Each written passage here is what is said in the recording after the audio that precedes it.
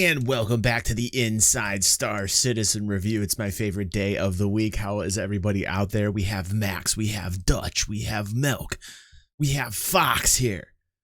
The Fox, everyone. The Snow Fox. No one can deny his charm. No one.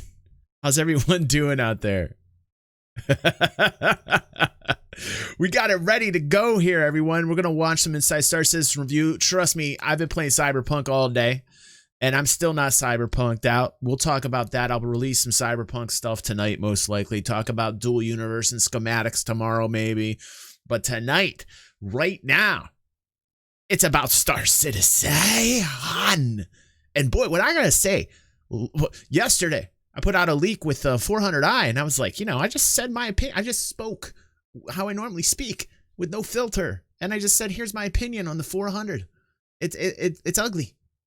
People were just so angry. So many snowflakes. I was like, it's cold. There's a blizzard. What's going on? It's okay. You like it. You're allowed to like it. It's okay. Just because I don't like it doesn't mean that's the end all of everything. Doesn't mean that we're just going to set it on fire, even though that's what should happen to it. It's okay. Some people were under the popular opinion of a popular YouTuber that it looked like a yacht. One popular YouTuber says, well, this looks like a yacht. So everybody jumps on the bandwagon and says, this is a yacht. I don't see it. I don't personally see it. That's, again, my opinion. Lost so many subscribers because people couldn't handle opinion. I love when I lose subscribers that are snowflakes, and I keep my citizens, and I keep the people that can handle the opinions. Those are true citizens. Okay. It's okay. Whew, so much salt. I should go over those comments on a future stream. But tonight, let us watch. Let us just watch and have a good time. Looks like an 890 and a 100 had a baby. It's not natural, the 400.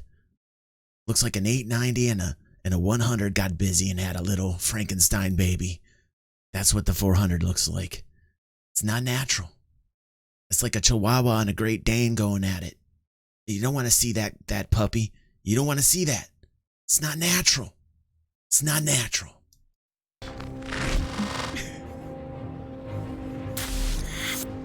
Chris was talking with Paul and was like, let's just go full bird with this. A lot of people's favorite things about the ships is, when you're in... We got to turn the volume slightly down. They got the bass up on this one. Audio levels. I understand. Content creator. I understand. Sometimes it's hard editing this stuff. I get it, Jared. It's cool, dude. Combat, this ship's a light fighter. You should be getting in there and blowing stuff up. But for me, when you walk out on your landing pad and you see this ship, you want that to be an experience for the player. And that's why we pursued it. Now that! The Talon and Talon Shrike are a pair of... That's what I'm talking about. They're light fighters, so they prize agility over raw firepower and durability. The difference between the two is the Talon... Okay, that is what I'm talking about.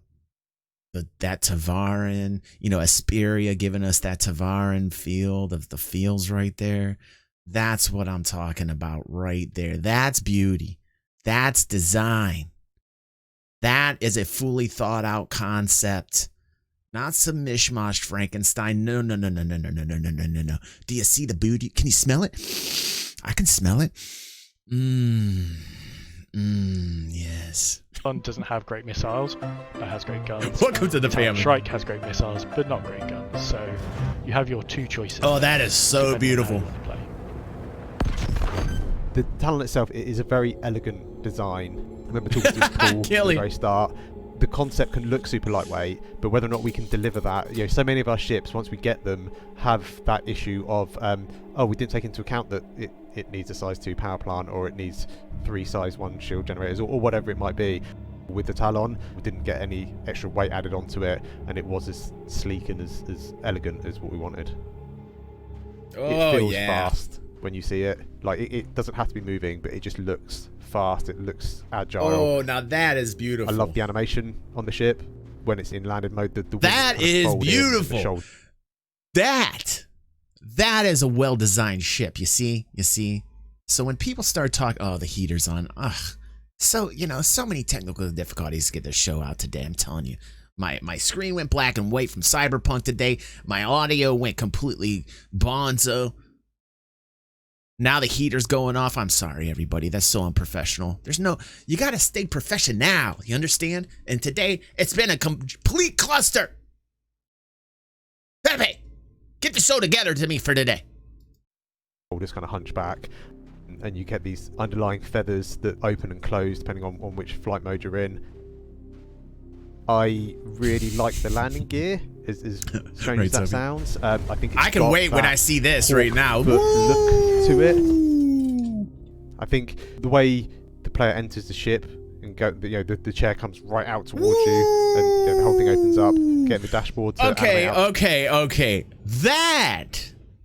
That is a beautiful ship with great thought and effort put into the design. And the unity and design with the species, Asperia, of the Tavaran. Asperia, keeping it Tavaran. Giving us the Talon. Like this. This is a ship. You understand? Thank you. Thank you, Snow Fox. For great coffee, says Snow Fox. Woo! I'm very excited. I am very excited. Out the way. There's a few things that I really like about the interior of the Dash. You've got this framework that runs all around the ship, so that when you're sat in that pilot seat, you feel like surrounded by this nest. Just like the Prowler right there with that armor. I love that transparent armor when it does that. The ship on. Love that tech. To get it right, but I do like it. Just the overall stance of the ship when it's in flight is a really nice feature of the. Thank you, Fox. Thank you, bro. For release, we knew we wouldn't have the full ejection pod mechanic, so we worked around this by adjusting the ejection seat parameters to support ejecting in any direction we wanted. So for the Talon at launch, it will have ejection capability. Okay, so they don't have it yet. It's a little bit of a bummer, but at least we get our hands on it, so we can get a look and a feel for it. But yeah, that ejection pod, we want that. That's so cool. What will fit in the Talon's cockpit? My ass will. I will sit down in it and enjoy it, Max. All I need to make sure that fits inside that cockpit is myself, Max. Talon ejaculation first. Oh, this is my favorite day, guys. This is my favorite day. More than other ships, so you will still be able to simulate that sort of last-ditch forward eject. Want to do one final strike. With my FPS weapons or melee or board onto a ship via it, but you don't remain in the ejection pod. It comes with you for a point and then it carries on to get out of your way. The Talon introduces a new technology to Star Citizen, which is the iridescent shader. From the very start of the concept, loving that metallic kind of the ship, and our existing shaders really just didn't give that sort of bird, avian like. Oh, what? This is a ship, you know, for all those snowflakes that were so upset for me expressing an opinion on my own damn channel about the 400i. For all you snowflakes that are gone and unsubscribed, if you happen to come back, which you will, I know you will. I've seen many of you unsubscribe and subscribe and unsubscribe and subscribe. You got some problems. There's some mental issues there. Seriously, go see somebody about that. I know you're back. I know you're watching. And I want you to see this. You understand? That's a ship design. That is what a ship should feel and look like.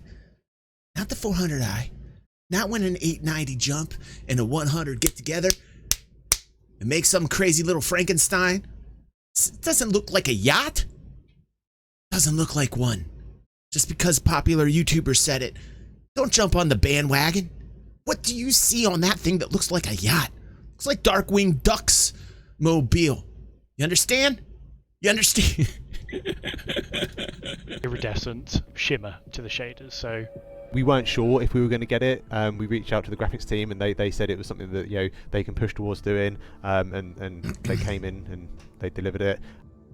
I had some concerns over it would work. God for damn, what we I love that wanted for metallic paint job, sheen but on obviously that. we want to That's be able to so support good. a lot more variation.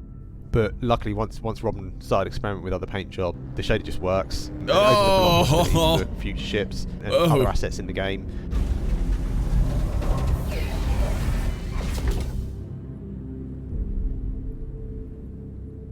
Oh, the animation on that landing, on those gears coming out like that, so on point. Because it not only increases the amount that the Tavarian race has in the game, but it also gives players. And I will say something else. You know, I've been in Cyberpunk. I will be in Cyberpunk for a while, and I'm having a great time with it. But there's points in Cyberpunk where I think to myself, damn, I wish it kind of had some of the detail the Star Citizen had. I don't know if you guys have. I think I saw somebody say that in the Discord. I think it was Shockwave was saying the similar thing. I feel it too. I feel it too, Shock. Like, you know, I'm playing Cyberpunk, and you know, it's a great game. Like, I'm having a good time. Solid B. I think I'm gonna put a little impression of it tonight with some gameplay, and maybe I'll put that out later tonight. But there's some times I'm walking around and I wish I had that detail like I did in Star Citizen, and that says something about Star Citizen right there. That just says something. There's more choice than the light fighter group of ships. Not only that they actually provide a very visual difference, which for a lot of people is a huge thing. Same here, Soviet. Same here, dude. Talon Shrike oh my gosh! To make their... Jared's in the Christmas mode. He looks like he's ready to sit down and read us a Christmas story tonight. Hello, this is Disco Lando, and tonight we read you a Christmas Carol. Dude, I would watch that. If he did like some serious Christmas story reading, I would watch that. He should do that on stream. Jared, do that on stream with the Christmas sweater, dude. Do it. Flight ready debut in the upcoming Alpha 3.12, building on the popular light fighter experiences of the Gladius and Arrow with an added avian style and colorful flair. But before we let you go this week, let's go ahead and see if we can squeeze in one more sprint Papa report Jared. Before the holidays. Killian throwing shade up on the Talon. We have a few. So wait. So I want to hear this from you, Killian, since since you're saying that, because here's what Killian says to me in the chat. Let's look this up. I love it. I love giving Killian a hard time. I love him. He goes, I don't know, man. All this feather mimicking stuff without function on that thing looks cool, but totally useless. Now, let's ask you a question. Let's ask the whole fam a question right now. Put it in the chat. If you had to choose, right, a Talon or a 400i, let's see the chat. Let's see the chat. Talon or 400i? Come on, Killian. Come on, dude. Yeah, thank you, Shikuku. Thanks, Shock. Talon for me as well. I'm typing it down right now. Talon. Cow on. There we go. Okay, so we got Talon. So I don't know, Killian. Oh, Talon. Oh, we got one 400i. BDH with the 400i might be saving your day, but it looks overwhelmingly Talon. I don't know. I'd say those feathers beat down that little Frankenstein 890 and 100, baby. Just saying. Killian. FPS weapons, starting with this look at the new Bearing FS9 light machine gun coming to the Persistent universe in the upcoming Alpha 3.12. Yeah. While the VFX artists are still tweaking and things may look a little different by the time you see this one live, one of the directions the team is pushing for is a smaller but more realistic muzzle flash that's good for a spray and play player like myself. After all, if I'm lucky enough to hit anything when I shoot, it's nice when I can actually see it happen through the flash. At the other end of the spectrum is the Gemini AO3 sniper rifle that is about as marksman as you can get. Now the AO3 is perhaps the smallest caliber rifle offered in Alpha 3.12. Interesting. And feedback during review I don't know what to think of that. While it is intended to be small, we may still want to upscale the effect all the same. Like most things in game development, there's a delicate balancing act of adjustments and fine-tuning before we find something that seems just right. Now, looking at something a bit farther out, the weapons concept team recently completed a pass on the Shroud of the Avatar crossbow from manufacturer... Wait. Okay. Like, I get it. We're in the future. A lot of people are going to like rage against this, but damn, I kind of like that. I'm sorry. I know I'll probably get heat for that. I'll probably get heat for this right now. But like, I'm digging it. I don't know about you guys. It looks like a lot of you guys like it too. Like, I get it. We're way in the future. We're 2950. I understand. But Gib Crossbow. I'll take it. See, this is the thing. Yes, it's the future, but we still want fun, right? We just still want a little bit of fun. That's great. I'll take it with a Talon. One of those in a Talon, please. One of those in a Talon. Ultiflex. Now this low IR, low EM stealth weapon has a very slick carbon fiberish look. Was it? And you Thanks, can see Milk. how the cartridges I didn't know. load from Didn't even know it was on the board, dude. These cartridges carry the smart ammo arrows that will expand to full length once they're pulled up and chambered above. Different bullheads. It remains to be seen what kind of physical damage and visual effect this will have. Okay, listen. I know they watch too, and that is a great idea. Listen. One of them's gonna watch. I know Donnie watches. I know a few others watch here. I know sometimes they chill with us and watch. That's why I love Cloud Imperium. The devs sometimes they just sit here and they watch and they talk with us, and it's really awesome to see the show grow and have people at Cloud Imperium kind of chill out with us. It's wonderful. So what I'm saying is, I know you guys are watching. Dutch had a wonderful idea. Please, and they listen. Please put some different types of heads on here. Explosive and, like, just change it up just a touch. Different bolts. Different bolts, man. That would be great. On FPS gameplay, but you can bet that we're going to check in on this very unique weapon again before it makes its way into the Soviet universe. Oh, that's nice. Let's talk swords. First up, we've got to look at perennial test bed the Aegis Gladius, now getting its component pass, where they add things like the coolers and the jump drives and whatnot. It's important items that not only have to be accessible for players in the persistent universe, but also completely usable by the AI deck crews within Squadron 42. We also have a real quick look at fan favorite the Aegis Redeemer as it continues early progress through white box phase. Now, using a modular system similar to the Vanguard series, we can already see things like the living areas and remote turret stations starting to come into their own. Okay, that looks pretty good. I like that. I like the interior on that. But the biggest ship news, perhaps, is that we've got a very work-in-progress look at the SDF Shield Tech currently in development. What you're seeing here is a test, which stands for Sign Distance Field, which we talked about. I believe it's signed. Am I correct on that? Sign Distance Field Tech. We have a video on the channel. We talked about it. What is the name of that German content creator YouTube? Jesus, it starts with a C. Carmal. Carmal's the one who turned me on to the SDF Tech, right? It's a pretty big deal. And I'm sorry if I'm mispronouncing that. He's a cool dude in my book. He does a lot of testing for shield holes. He does a lot of testing on the actual in-game items and ships. Really cool dude. So club in Camural. That's it. Camural. Camural. Check him out, guys. Go subscribe. Really cool dude. Does a lot of testing. He's from Germany. Yeah. And he's been talking about SDF for over a year and a half. So I'm very excited to see this. Yeah, Camural. Right. Thanks, Vorpal. Test mock-up with temporary damage values and intermediate colors used for demonstration purposes only. Now, shields on larger ships are intended to be fairly powerful, so there was a concern during development about how players would actually know they were doing any damage at all. This led to an idea seen here, where we're testing an easily readable wear effect the attacking players could be causing to the shields across these larger ships. The Javelin used here for demonstration purposes, just because it's... Okay, hold on a second.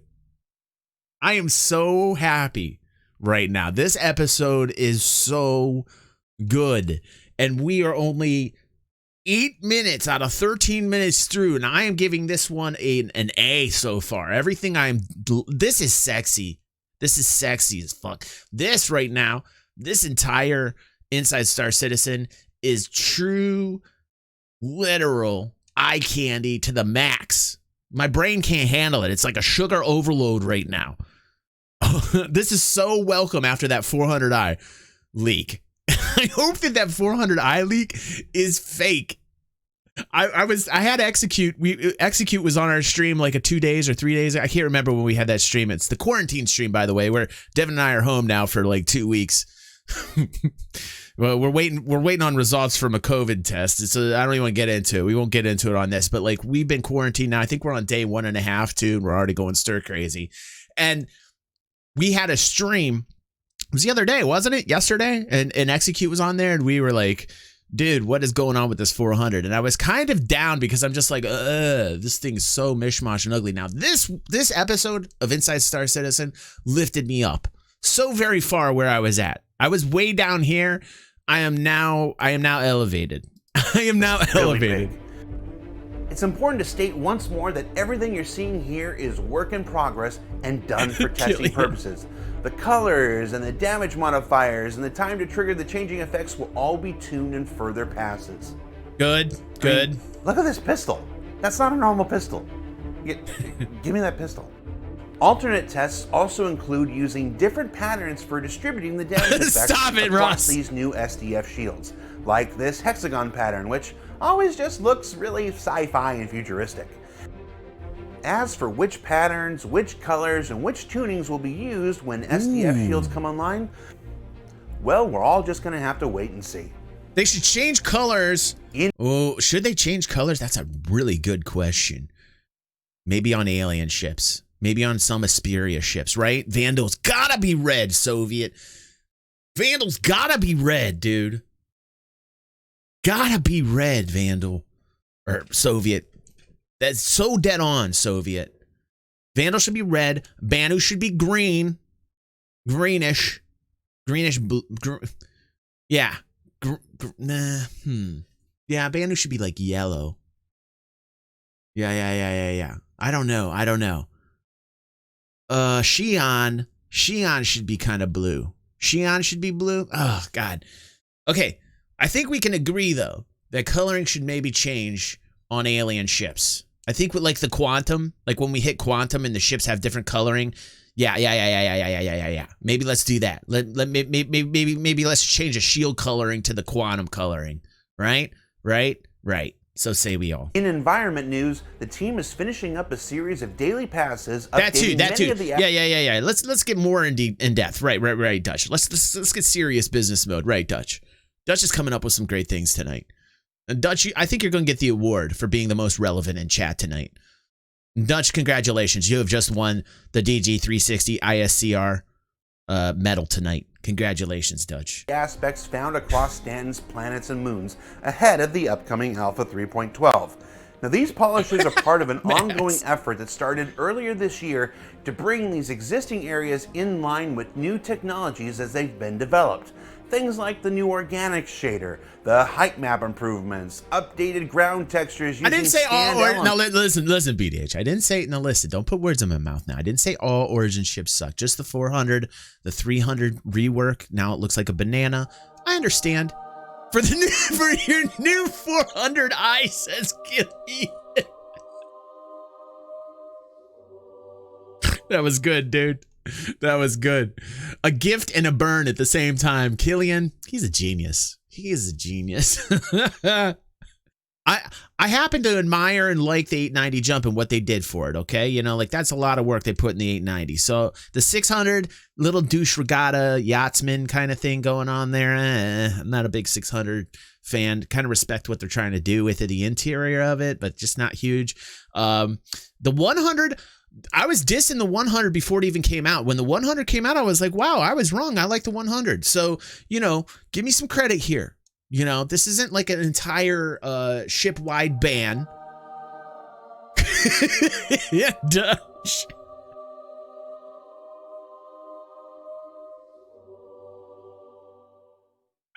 I love you guys, man. This is fun. This is fun. A newly robust geology library and more.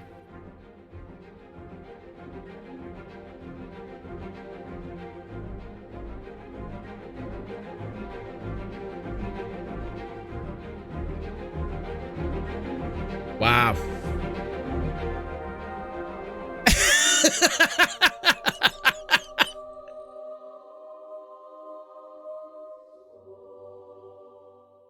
No. I'm giving all the money back. No. I don't want one. Don't make it happen. Stop it. Do not. You stop right now.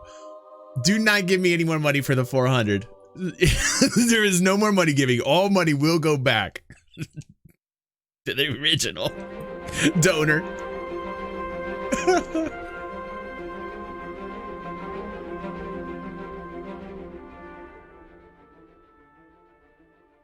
The Planet team has been working on developing ocean buoyancy on a per-entity basis and generating the rule sets for creating procedurally placed items, derelicts, and more out across the ocean's surface.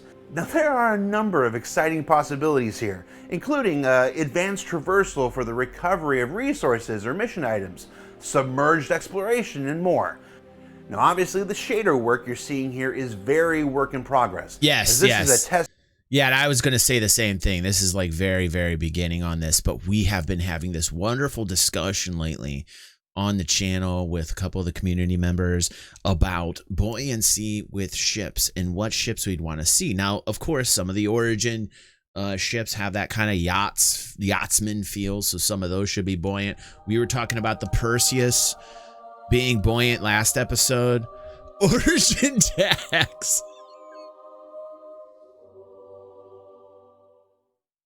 But it's great to start theory crafting, and to me, I'm not against theory crafting. I love it, getting ideas out. You know, people are like, no, don't say anything else. Don't add any more cool shit to it. There's way too much cool shit now. How dare you say anything? Don't theory craft. Theory crafting is bullshit. Blah blah blah. No, it isn't. I love talking about ideas. I love using my imagination. I want all the cool shit I can. We've been waiting this long. Just keep pushing it in the game. I don't give a shit. Keep pushing all the cool shit in the game. You know, this is why, you know, when I'm playing Cyberpunk, and I love Cyberpunk, but I'm looking at Cyberpunk and I'm like, you know, the detail's not really there. The graphics aren't necessarily as good as Star Citizen's detail, like in terms of like zooming in on characters' faces and item assets and the detail on those. You know, the reason why we have that in the first place is because we were talking like this since like 2014, 2015. So I will never stop talking in terms of like my imagination. You cannot put a clamp down on the imagination is what I'm trying to say. Don't do it. It is not bullshit. It is not bullshit to talk about like our imaginations and what we want from this game, and everybody in this community voicing out and saying, hey, you know what would be really cool? Seeing some buoyancy, seeing the ships being able to float, like the Perseus, the 890, you know, ships that can actually land on large bodies of water, oceans, lakes, chill out, float on the lakes, have a good time, you know, like that's really would be great. Tactically speaking, that would be great too. You'd have naval vessels, you'd have an air vessel and a naval vessel in one ship, man.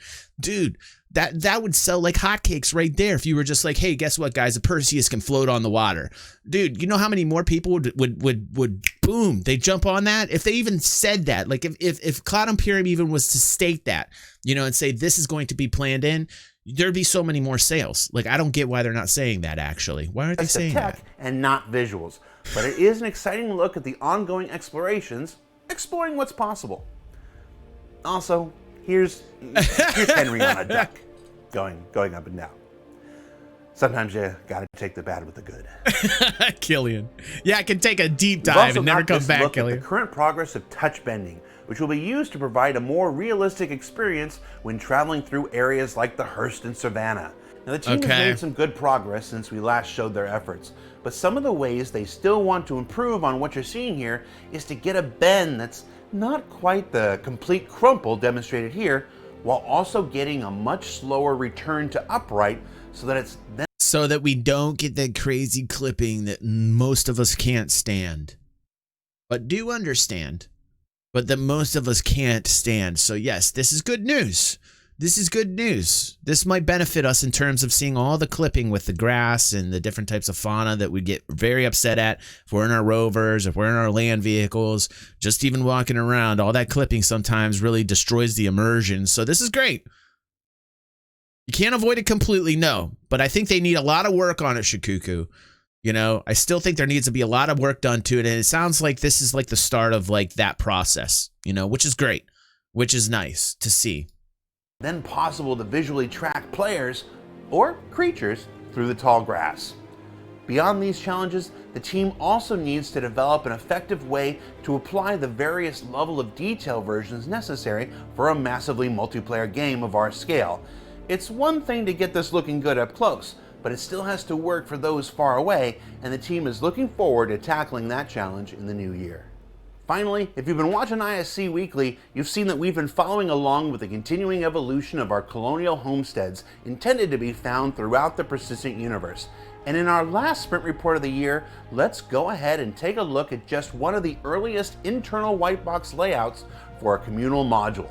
Now, all right, now these Colonial Homesteads, more information is being uncovered, and it sounds like initially these aren't going to be player-owned. At least that's what I'm getting. That's the feeling I'm getting, which makes me a little bit disappointed. I'm not sure if that's the way it's going to be. I hope that it's planned out that we can actually take a lot of these structures and create our own base of operations and have something that we can call our own colonial settlements for us, not just for NPCs. And that's something I would really want to voice up with Cloud Imperium and tell them, hey guys, you know, we kind of want this customization for ourselves, the custom ability to have these structures. Like a lot of the looks, we loved them. Inside Star Citizen review about 3 or 4 ago, they kind of introduced this, and we were like, wow. I think it was even 5 or 6 ago, and they showed us, and we were like, wow. We are really hoping that, you know, maybe we could have the ability as players to have more customization features on what we did, maybe possibly through the Pioneer, because a very limited is known amount of information is known about land, about owning land. We know we get land beacons. We don't know exactly, you know, how the game functions are going to be when it comes down to owning land. A lot of us want to own it.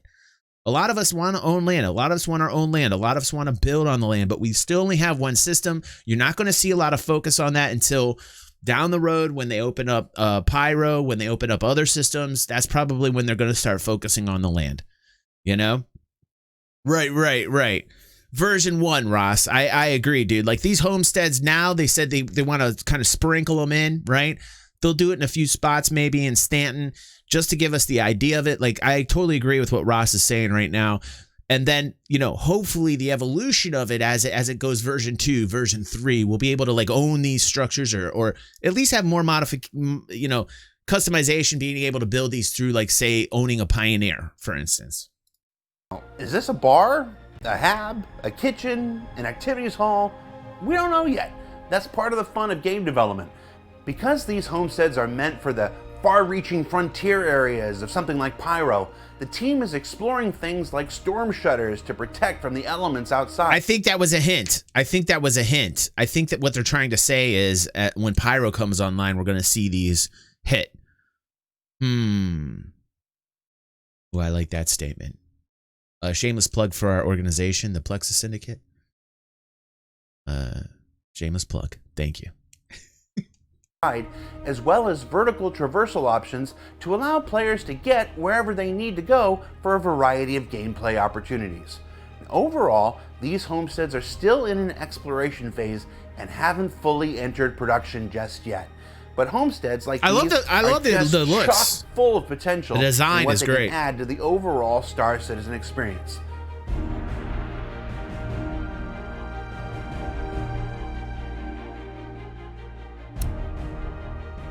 So what did we learn this week? So much better than a hab, right? Like so much better than a hab, being able to see this, like stuff like this, like these interior shots with the outside light coming through in an area that you can call home, like that. So much better than a hab, you know? Like, like being attached to a larger structure, having other structures around, being based on the ground. You're not like 1,000 feet up in the fucking air. You know what I mean? Totally dig it. Totally dig it. That guy's taking a lead. So what did we learn this week? Well, we learned that the Talon and the Talon Strike are ready to claw their way through the competition in the upcoming Alpha 3.12. That SDF shields are the next step in making ship combat a more robust and rewarding experience. And that things like touch bend. Now, I hope that also helps with the physics of shield holes as well, like Cameo was talking about, that possibly Sign Distance Field Tech will actually also help plugging up these holes, not just like a aesthetic thing. I mean, the aesthetics were fantastic, and being able to change colors, awesome, right? But we also want to make sure that this has some type of, you know, use behind it in terms of gameplay, right? I said, what's up, Shipwreck? Welcome to the fam, dude.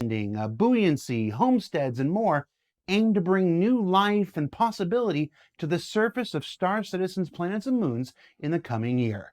For Inside Star Citizen, I'm Jared Huckabee. That's a good one. Don't forget to tune in tomorrow to learn more about Alpha 3.12 on Star Citizen Live, and we'll see you all right back here. That was a good one.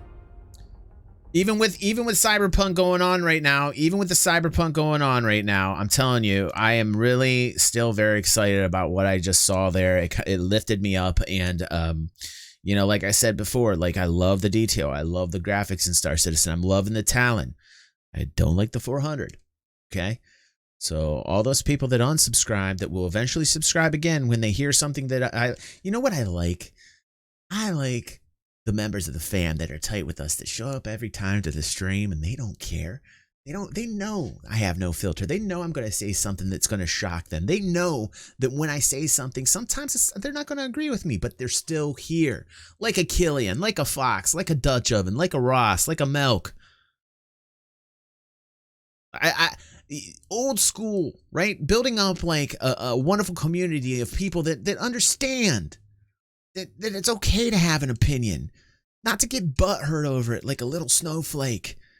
You be a citizen. You be strong. You grow up. Thanks, everybody here. I had a wonderful time. DG400, your new gaming channel, says Killian. All right, guys. Hopefully, I'll be able to put out like my synopsis or first impressions of Cyberpunk and some gameplay up there tonight, maybe tomorrow. So stay tuned for that on the YouTube channel. Really excited for what we saw here tonight in the Inside Star Citizen review. Thank you, everybody, for taking out the time, being here with me and with everybody who showed up here live. If you're watching this on the YouTubes, come join us. Come join us on Twitch. We have this every Thursday. You need to know a time. You need to know when it's happening. Just go to our Discord. Just join the Discord. I post an announcement there. If there's too much shit going on in the Discord, you know, put us on mute and look on Thursday, and then you'll find us, right? You know, because we got a really busy, very talkative, wonderful Discord with great members in there who are very open-minded and rational. They're adults. They don't get butthurt when somebody's got a different opinion. It's not your typical Star Citizen forum. It's definitely not a Spectrum, and it's definitely not a Reddit. It is a wonderful place with wonderful people in it, and I absolutely love them and thank them for all of their support. Aegis Gladius giveaway we're having. We're going to be calling a winner on the 19th. $25 in gamer coffee, $50 Amazon gift card, and $25 in free DG 360 merch here. Yes. So there's going to be 4 winners. I'd like to thank Daddy Cash for offering up the Aegis Gladius to our community. Thank you so much for what you do, Cash, and others in this community that support this community. Thank you so much. And I will see you on the next vid or stream. Yeah.